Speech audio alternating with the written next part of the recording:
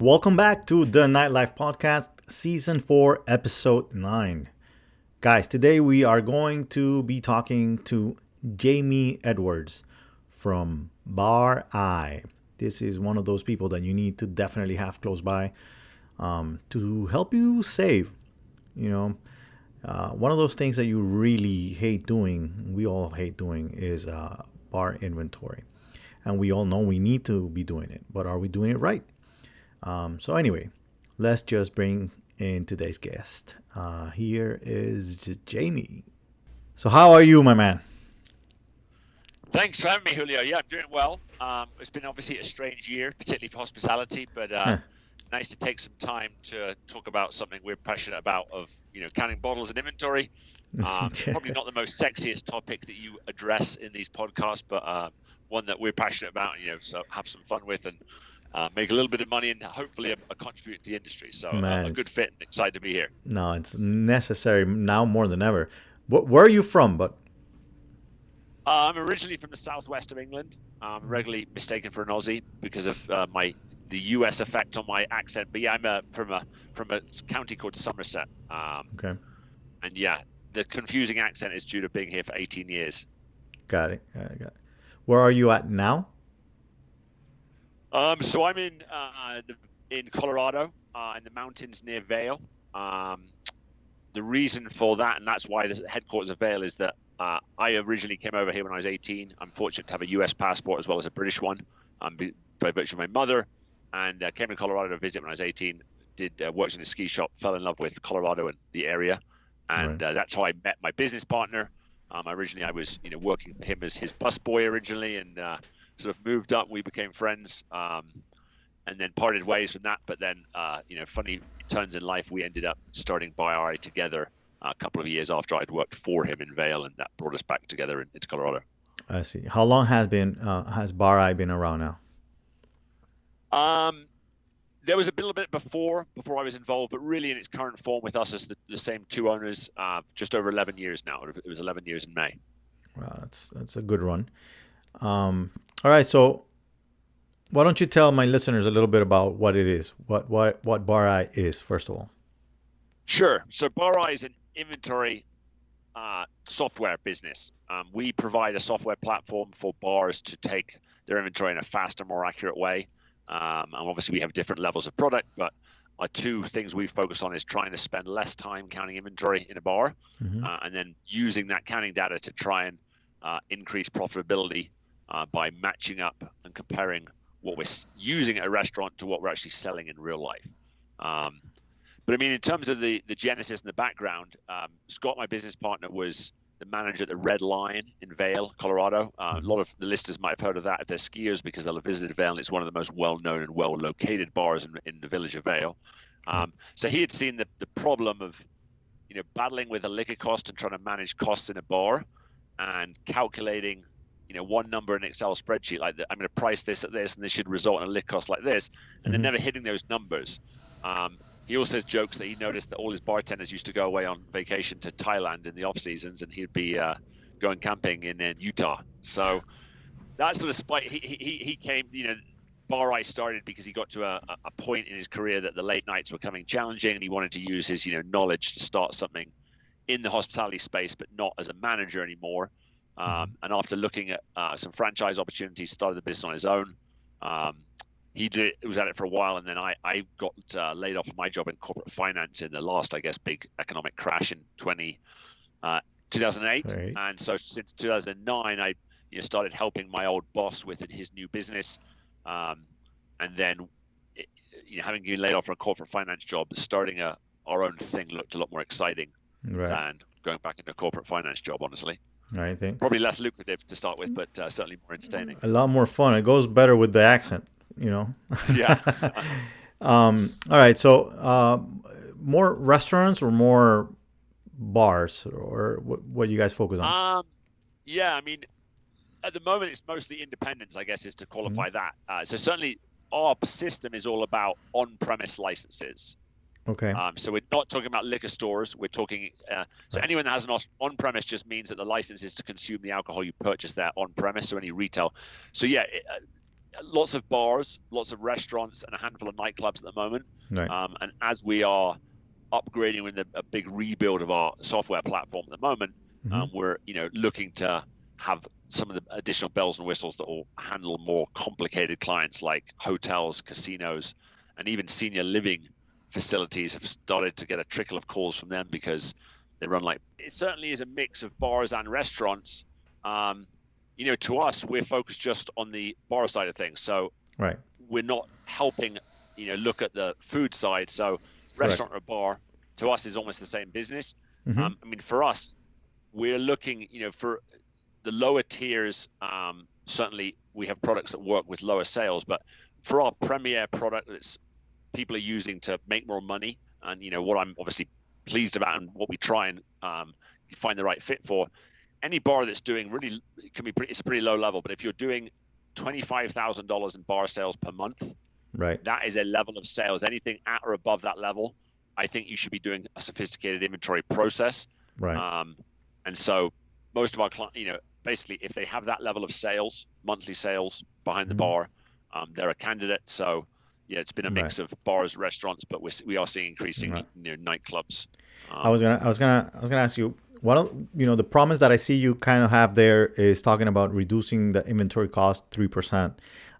Anybody that knows about the industry and knows about inventory knows that is a good thing to have, or a good thing to accomplish. Anybody that doesn't know about the industry will be like, 3%? Why am I going to spend money on 3%? And they don't realize how important.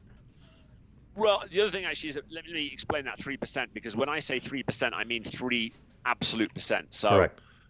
Typically for a typical bar, and I don't love to talk about an average liquor cost, but most neighborhood bars, their liquor costs range somewhere from high teens to the high 18 to 20s. 21, 25, 29. Yeah. Depending on.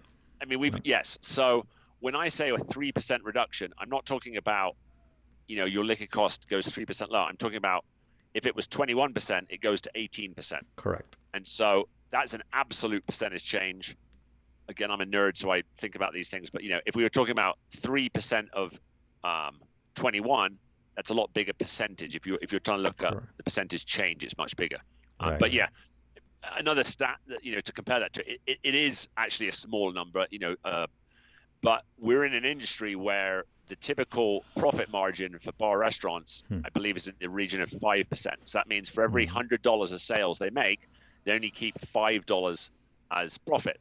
Right. And so if you're a bar and most of your sales, obviously a bar business, or if you're a restaurant, half of them is bar business, if you can move your cost of goods sold, or what we call liquor cost, by 3 full percentage points, maybe the bar was doing 5% overall, maybe the bar, half of the sales was bar, and if we can, make the profitability go from 5% to 8% on half of the sales, that's a really big gain for a bar owner. Clearly, in these times we're challenged. And what was the reason you used Skype? Is there some features to work better for your recording?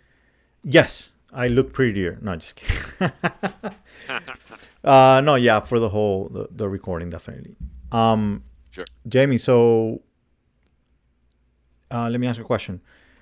What is the the approach, like what I mean, I don't know if it's something that you're willing to share exactly as to the secret behind of it or whatever, because it is a software, so people need to get the software to be able to get this from you guys or whatever. But how do you go about reducing inventory costs in general? Yeah, it's a fair question. So I guess the background is why would we even bother trying to do inventory in a fine detail? Why don't we just do it what normal people do, which is see what you need to be ordered, and they do their inventory so they can calculate cost of goods sold. Well, we've done this a lot. We've looked at this in detail. Most bars use a lot more product than they actually sell. Normally about 15-20% more. So if they pour 100 or they sell 100 shots of Jameson in a week, a typical bar actually pours 115. And so how we go about it, so I mean, the first thing is to understand there's a problem where bars use more than they actually sell. And then realizing that that's costing them a lot of money then provides the motivation to spend 2 hours in a storeroom doing boring counts But how we go about it's simple math in some respects. So what we do with our system is, the old school system is you pick up a bottle, it's about 40% full, and you write down 0.4 on your clipboard. And then you do that for all the items, you add them all up, and you calculate inventory values. Right. So the first thing we do is we use scales to measure any open bottles, what we call a partial bottle. So we can measure not just if it's 40% full, but how many shots are in it down to the 1/10 of an ounce. Right. So we count everything at the start of the period, we count everything at the end of the period, and then we simply compare how many ounces of, say, Jack Daniels were present at the bar at the start of the week, how many ounces of Jack Daniels were present at the bar at the end of the week.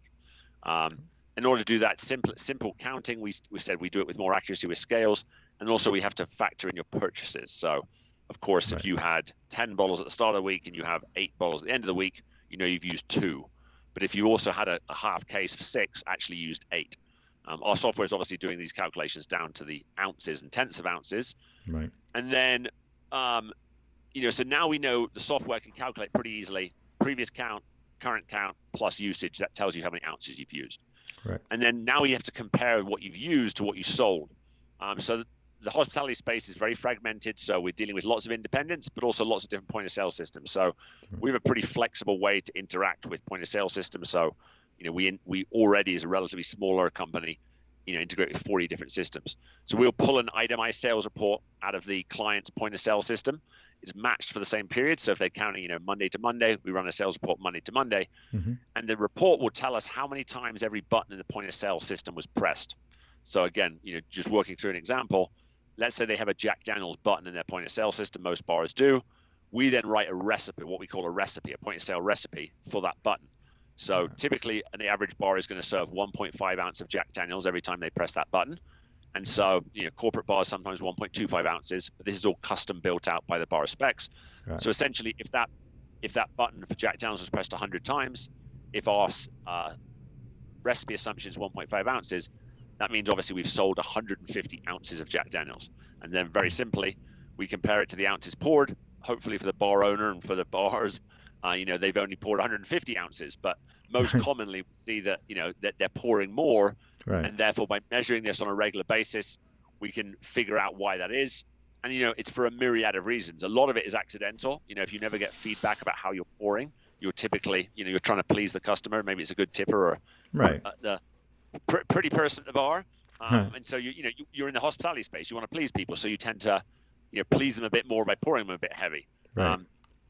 The basic idea is simply that there are powerful forces that mean that bars tend to use more than they sell. Right. Tipping, incentives matter. So if you can get paid more by giving away more, that sometimes means they do.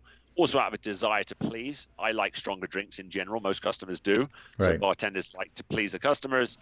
And then also, I come from the UK, so obviously we have a different style of service and how the bars work. In the UK, everything's measured out and pre-poured. The liquor bottles typically are turned upside down, what we call an optic. You push the glass under and it measures the pour out. So, in addition to those incentivization through tipping in the US market, the fact that we are free pouring drinks in the US typically using those metal speed pourers rather than measuring the pours out, that also contributes to the issue. And just, for a bar owner, they're not magically going to use the exact amount of alcohol they sell. Right. So our approach is simply, if we measure what's happening, it gives us detailed information, and we can, sometimes they don't know how to fill the glass of wine up to be that 6 ounce pour. Sometimes the bartender doesn't realize that shots need to go in shot glasses rather than rocks glasses. Sometimes there's confusion that the house margarita is made with Espolon, not the house tequila. Right. And all these types of things just wash out when you dive in detail into the inventory numbers. It's not sexy. So the platform, the software is going to help control and understand and know what's happening. It's not like it's going to help you pour the amount that you have to pour. It's basically going to tell you. Distinction. Right. Yeah, there's other systems that in real time attempt to physically restrict what the bartender can do, as in they measure out the pours. And then you start having those issues with the clients not happy with the under pouring and that client tipped me. He's a better client than that one. I want to take care of them. And that bartender that brings an extra bottle. Yes. I don't love, the visibility. Like, it makes good business sense to measure out everything precisely.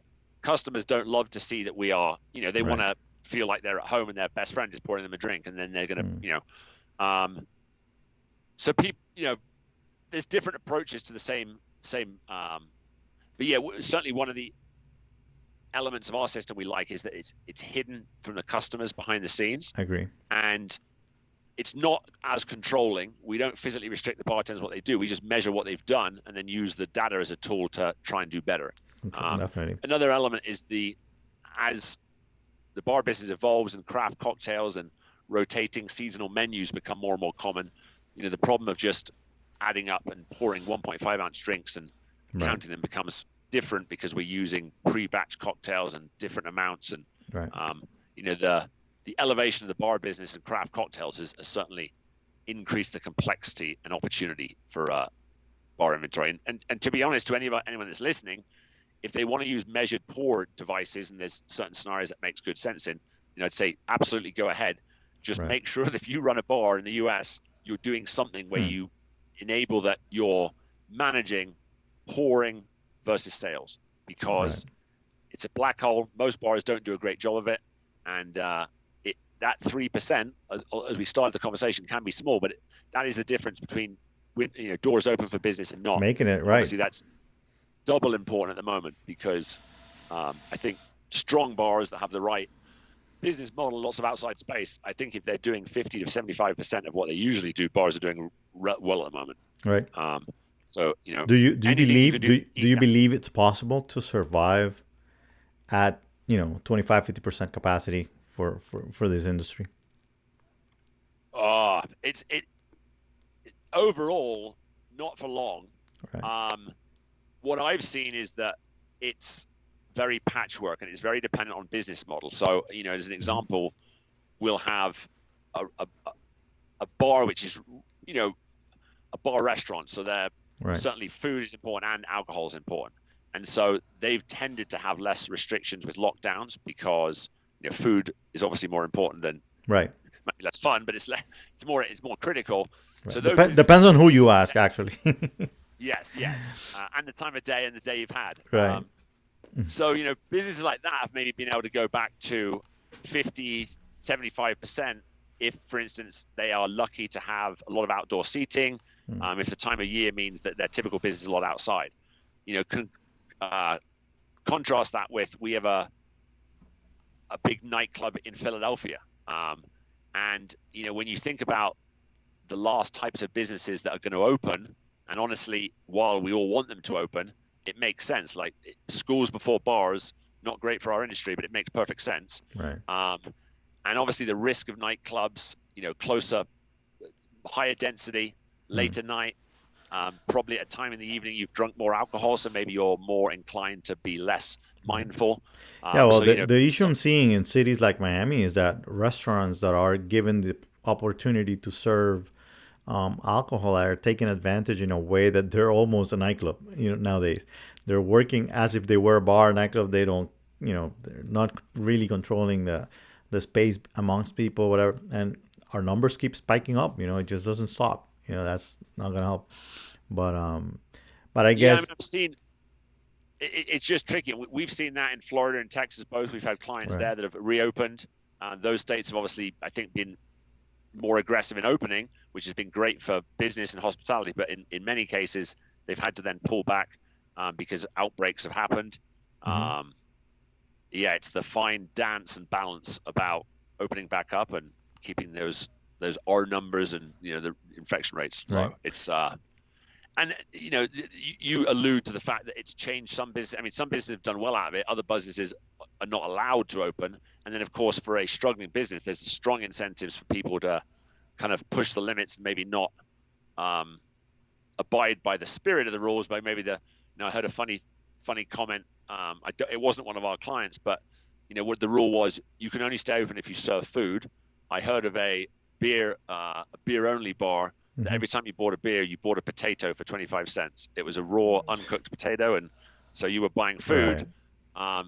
I understand the bar owner's desire to do that, and I understand the risks to public health. So, thankfully, I don't have to pick the winners and losers. I just try and help the people that are open make more money. Definitely. Let me ask you, how complicated is it to actually to work this software?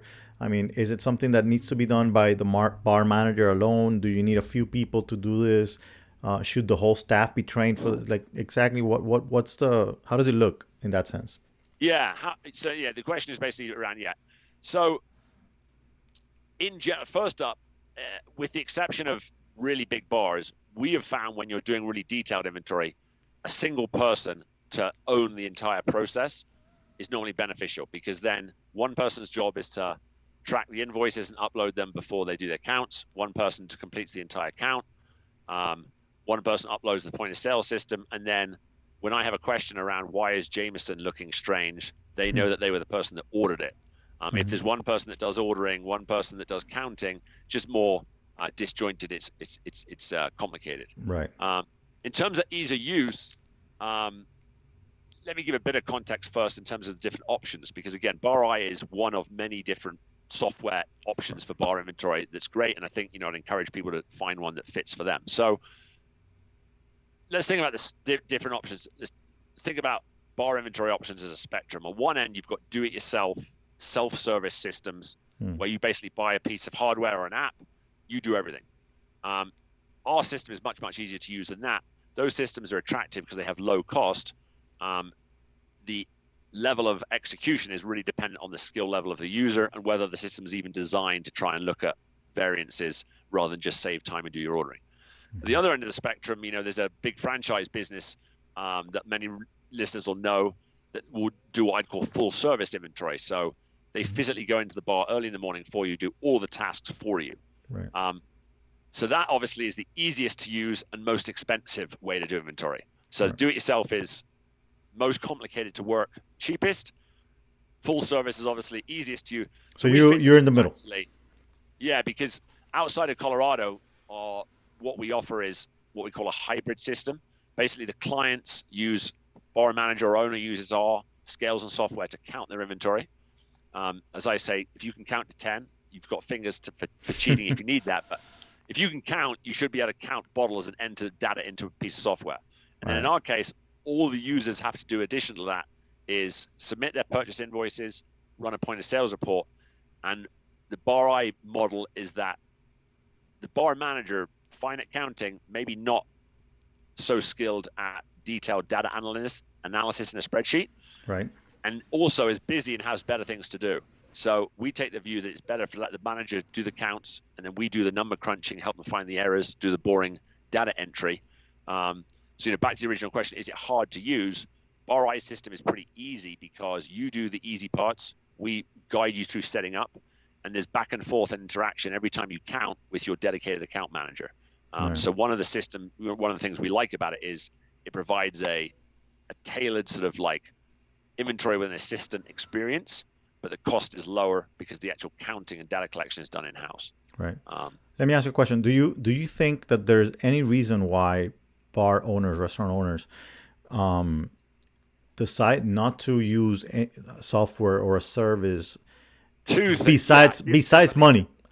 Besides money, is there one other reason? I mean, the money point, to talk about that, doesn't make a lot of sense, because understanding that you're doing that threshold of $25,000 in bar sales a month, we're a sort of middle of the road price wise. And even if you're doing that small level, if you're using our pro version and you actually use it, if you just sit on the shelf, it's obviously not going to do anything for you.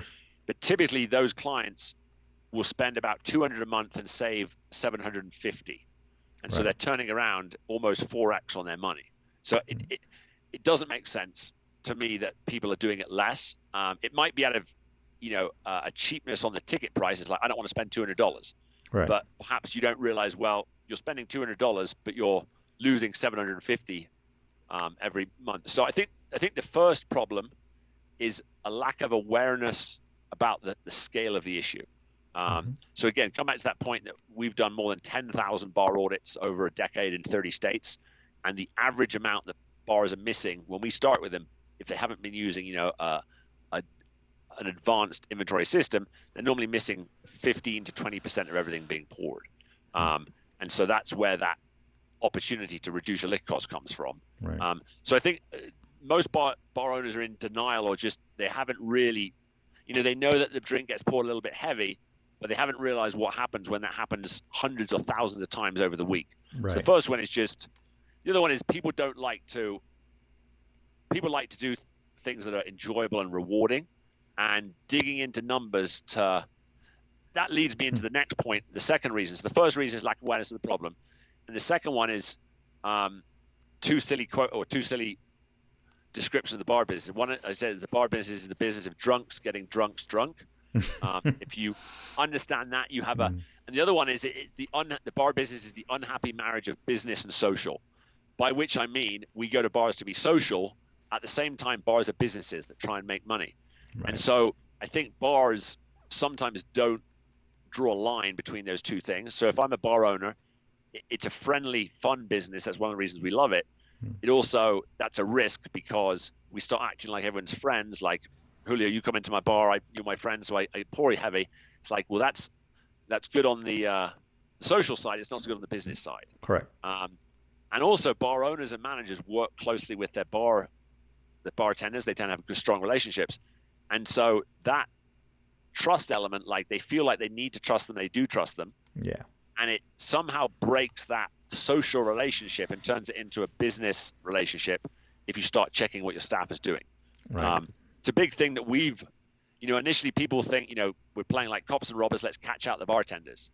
Right. We found that is not how you succeed using bar inventory. You can do that and you can, catch people out. But back to that point about doing inventory on the back end, doing it quietly behind the scenes with the staff, we measure everything that happened in a week and then discuss it with the staff so we can together as a team figure out why those shrinkages are happening. Is it because we're using the wrong glassware? Is it because we don't know how to pour it? Because when we're busy, we're rushing, we're spilling drinks.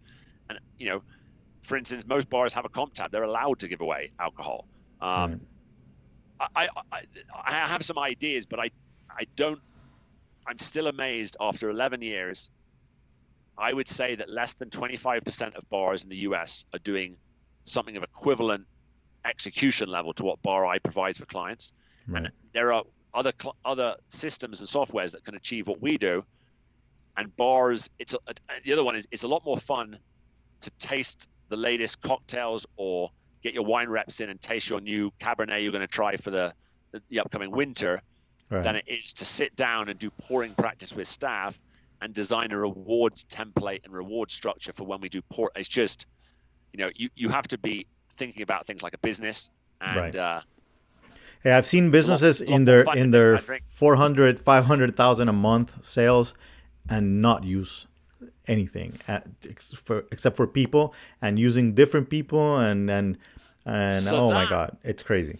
That's a good problem to have for bars. And, obviously Miami's a world-renowned nightlife and nightlife scene. Right. And so you're going to get those big, what's happening in those bars is sales cures all. If those bars are right. doing, we've got clients that do, 200,000 a week, and there's obviously clients, it doesn't surprise me. Some of the bars in Miami nightclubs will be doing well over that. Right. We've got clients that have their numbers dialed in, and even in, a ski town where obviously they charge them, but we've got clients in different types of business models that run liquor costs overall in the low teens. To your average neighborhood bar owner, that sounds crazy. They're like, well, I can never get my liquor cost out of the 20s. If I ever hit 19, I'm killing it. Right. Bars and nightclubs, particularly late night or higher price, either right. you take wells that you buy for $5 a bottle, you sell them for $5 a shot. That can lead to really low liquor costs. Or you're a late night venue, and that shot of Patron is going out at $10, $15. Mm-hmm. That there's so much margin built into that sale. Right. That bottles at 500 and 600. 50. Right. And the other thing to say, actually, before we think about, it's the bar business. It's about fun. It's about entertaining people. And so we want our clients to give away some product, to give away some shots. Right. But our view is that if you let the bartenders do it, how they want, they're going to do it to maximize tips right. and to please the current event. And I just think bars need to be conscious about it. They need to be conscious about realizing it's a problem, hopefully conscious about measuring it, Right. and then thinking intelligently about what is the correct balance here. Because, early in the night, if a bunch of pretty guys or girls comes in, it's a great idea to buy them all around the shots. Right. Get them in, get them having a good time. And if it's a business reason like that, where we're filling up the venue, that's great. And most owners are very happy about that. But it's, it's happening behind the scenes and we're not being conscious, I think it's when we run into problems. Definitely. It reminded me, something you said reminded me of one of my mentors, one of my first mentors, as a matter of fact, Denis Lenov. He owned the club that I was promoting at the beginning. And I remember seeing this bartender who basically I knew, and all my clients would tell me, oh, I just go to her because I get drinks from her and I tip her and she gives me whatever. And I was like, man, this is probably affecting the sales that I get paid for. And you know what? I don't care. She gives me free drinks, but I work here. You know what I mean? But if she's doing it with everybody, I need to talk to the owner and let him know, So I had that conversation and he's like, oh, I know. And I'm like, so how come you haven't fired her or done anything? She's like, no. I know, and she knows I know.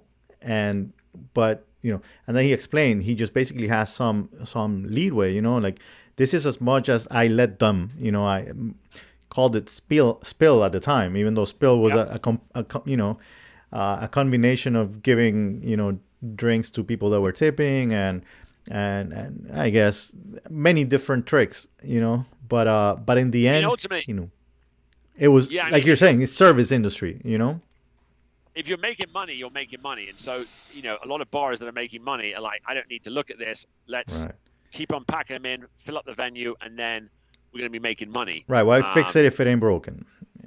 Yeah. But it could be more money. It could be more money. Yeah. Another, there's not many businesses I know that have a problem with excess profit. So I don't care if you're making, $1 million a month. Right. If you're making $2 million, you'd be happier. Well, maybe there's also the fact that when you're making the decisions, you're most likely under that influence as well.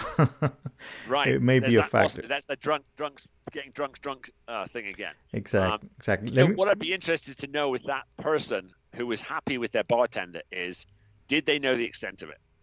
I'm sure they thought they knew. I know she knew more than he knew. And as a matter of fact, that bartender went on to go to 3, 4, 5 different venues, and it was the same story. And funny enough, those owners were all aware and knew about it and everything. But even funnier is the fact that when I went on to open my first, I went on to hire her. So I learned the lesson, and I realized that it was that she was bringing a clientele too. She was bringing spenders. There was a lot of selling. It wasn't like she was like stealing directly, And we tried to work a system where we actually told them, look, I'm going to give you this many drinks to give out or whatever. But the whole thing, we realized later that it was more about letting them make that decision, giving them control, but us having some kind of serious, inventory behind or on our side, that we could actually really see what's really happening, how much is really going out, compared to what you're selling and those numbers. So as long as it's obviously a complicated problem, right? Because we're balancing off these competing aims, which is, on the one hand, we don't want the bartender to give away drinks because it's going to reduce our margin, our profitability. On the other hand, we want the bartender to give away drinks because it's good for business, it pleases people, and it makes people come back. Mm-hmm. Whatever the correct balance in there, one thing I'm certain about is if you measure how many drinks you're giving away week to week, you'll be in a better position to optimize that decision. So if that bar owner was doing that and had a pretty good measure of how much is being given away, and he felt like he was hitting the sweet spot, that's great. Mm-hmm. What I am concerned about, what I see often, is people thinking they're in that sweet spot, and when you actually drill down into the detail, they are amazed. I mean, the usual conversation when we do an initial audit for a bar is, there's no way I'm missing that much. You're wrong. Rerun this, check this. And often it will take, we'll drill down, and normally we follow a specific product, which will be like, okay, let's take Jameson, our old friend. Last week, I can show you, we counted 6 bottles here. The bottle in the well one weighed 46 ounces. The tare weight is this, so we know it was 6.2 ounces in this bottle. Right. You show them, so how we know, and we can show them. One of the important parts of our software is not being able to have the numbers correct, but also being able to show you how the numbers are correct. So you work through the process, and they start to, sometimes it will take 2 or 3 measures to confirm that number's correct. Right. But yeah, whatever. Another sort of overall comment I have on the restaurant space is sometimes we let too many things happen, as in they just evolve over time, and we're not being conscious about it. Like how much we give away, like maybe how many products we have in the bar. We're constantly starting with a client, and we say, how many products are we tracking at your bar? And they're like, I'm not sure. I think it's about 200. By the time you're finished doing a count, they've got 300 products, and that's fine if they have had if they're a tequila bar and they want to have all the tequilas, maybe they want to have that many.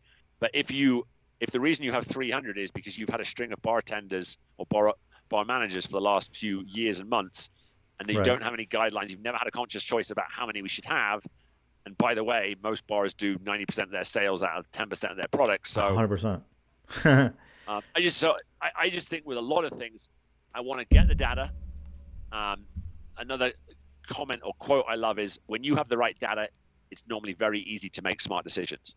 Right. And so with all of these things, like how many products should I have? How many tequilas should I have? How much should I rotate how much should I give away? How should I set up the point of sale?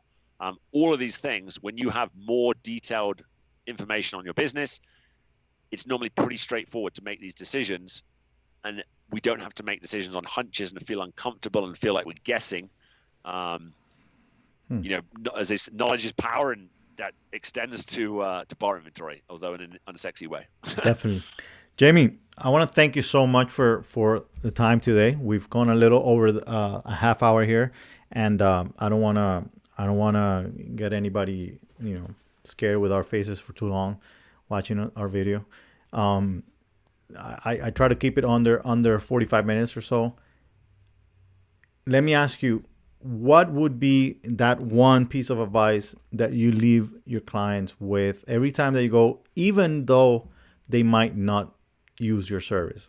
When you talk to them and... Yeah, so I mean, our clients, I don't have as much advice for, because they've chosen a solution and they're doing it.